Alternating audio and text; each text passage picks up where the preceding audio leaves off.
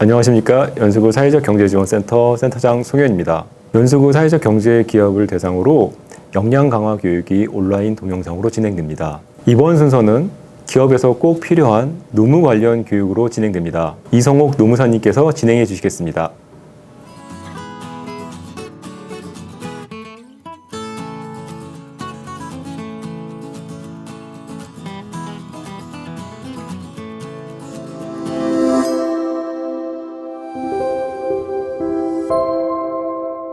안녕하세요.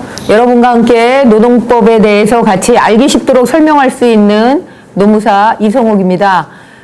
이제 최저임금이 바뀌긴 했는데 2020년도뿐만 아니라 2021년 것까지 개정해서 이미 발표가 됐어요. 얼마인지 알고 계시죠?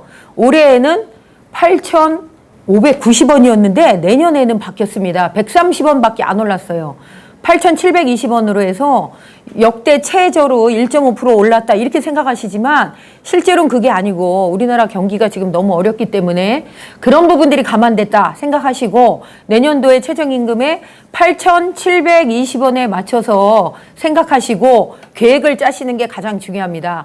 그래서 최저임금뿐만 아니라 이 최저임금이 기준이 돼서 내년도에 임금이 실시가 되지만 최저임금과 관련한 또 한 부분을 조심해야 될 부분들은 최저임금을 기준으로 해서 수습기간인 3개월에 근무하는 사람들에 대해서는 90%를 지급할 수 있다, 없다? 없다. 최저임금 기준 아닙니다. 우리가 수습기간 근로자에 대해서는 그 사람이 받는 임금의 90%를 3개월 동안 지급할 수 있다라고 되어 있지만 최저임금을 받는 사람들은 그 임금에서 다시 90%로 삭감하는 것이 아니고 그 사람들에 대해서는 그게 최저임금이기 때문에 수습기간이더라도 반드시 최저임금을 보장해줘라 라는 것이 정부의 입장입니다. 그래서 어디가 가장 문제가 됐었냐면 24시간 편의점에서 근로하고 있는 청년 근로자들에 대해서 최저임금에 미달하는 임금을 주면서 사업주들이 항상 한 얘기가 방학 때 나와서 아이들이 알바를 하거든요. 그러면 너는 최저임금에 대해서 90% 지급해도 된다 해가지고 지금까지는 지급해 왔어요. 아무리 관례적으로 지급해 왔더라도 앞으로는 불가능하다라는 부분들을 알고 계셔야 되고 그 부분에 대해서 체크를 하셔야 됩니다. 그래서 실제 임금이 얼마냐를 최저임금을 따질 때 최저임금에 연장근로수당이 들어간다 안 들어간다? 안 들어갑니다. 연장근로수당은 별도로 지급을 하셔야 되고 최저임금의 기준에 맞춰서 연장근로나 식대나 별도로 해서 총액을 만드신 것을 우리는 포괄임금제라고 얘기를 합니다. 그리고 주휴수당 최저임금에 포함됩니다. 그러나 연차나 1년 미만 근로자에 대한 월차에 대해서는 최저임금 포함되지 않기 때문에 임금 구성 항목에서 실수하지 않을 수 있도록 이런 부분들에 대해서 사업장에 돌아가셨을 때 반드시 다시 한번 체크하셔야 합니다. 이거는 최저임금법은 우리나라 모든 근로자들의 최저 기준을 정한 것이기 때문에 이보다 미달했을 때는 과태료 대상이 될 수 있기 때문에 굳이 임금을 다 주시면서 그 항목을 잘못 구성했기 때문에 처벌을 받는다는 것은 굉장히 억울한 일이거든요. 그런 불이익을 받지 않기 위해서 체크하고 넘어갑니다. 아시겠죠? 예, 그래서 이런 최저임금은 어디에다가 작성한다? 근로계약서에 작성을 합니다. 근로자를 채용했을 때 제일 먼저 해야 할 일은 근로계약서를 작성한다. 잊어버리시면 안 되고 근로계약서를 그냥 작성해서 나만 보관한다가 아니고 근로자에게 환불을 교부한다. 요즘 근로자들은 이제 사업주에 대해서 불만이 있긴 하지만 특별히 법을 위반한 사항이 없을 때는 문제 제기를 안 했어요. 근데 최근에 근로자들이 노동부에 와서 가장 많이 문제 제기를 하는 것이 뭐냐면 근로계약서를 교부받지 못했다.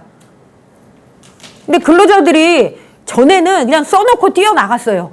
뭐 현장에다 갖다 놓으세요. 식당에 갖다 놓으세요. 써놓고 나갔는데 지금은 교부했느냐 안 했느냐를 처벌 대상으로 한다는 거죠. 그만큼 법이 까다로워졌다고 생각을 하시고 반드시 근로계약서를 근로자한테 교부를 한다. 근데 교부해줬는데 본인이 안 받았다고 우기는데요.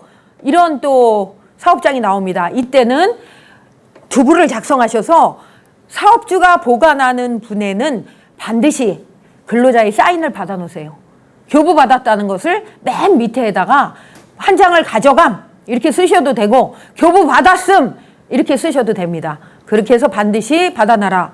그런데 이 근로계약서를 쓸 때 요즘 연로하신 분들을 많이 채용을 해요. 나이 드신 분들 저 건강 어떡하나 걱정하나 이런 사업장들 너무 많은데 이거는 제가 여기 강의 듣는 분들을 위한 꿀팁을 드리자고 한다면 그 근로자가 꼭 일을 하고 싶어 하시고 생계를 유지해야 되는 상황이라면 가족들에게 동의서를 받으세요.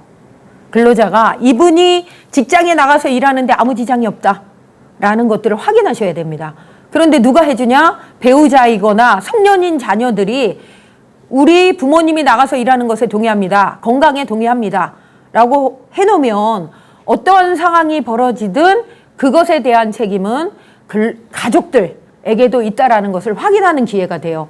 그렇지 않으면 사업주가 연로하신 분을 강제 근로시키는 꼴이 된단 말이에요. 그리고 문제가 되거나 이분이 사업장 내에서 우리 산업재해 잘 알고 계시죠? 산업재해가 발생했을 때 강제 근로시켰다고 사업주에게 오히려 모든 책임을 전가하는 일들을 미리 예방하자라고 생각하시고 성년이 아닌 근로자들한테 부모의 취업 동의서를 받는 것과 똑같은 방법으로 나이가 많으신, 연세가 많으신 분들에게는 반드시 취업 동의서를 가족들한테 받아놓자라고 기억해 놓으시면 됩니다.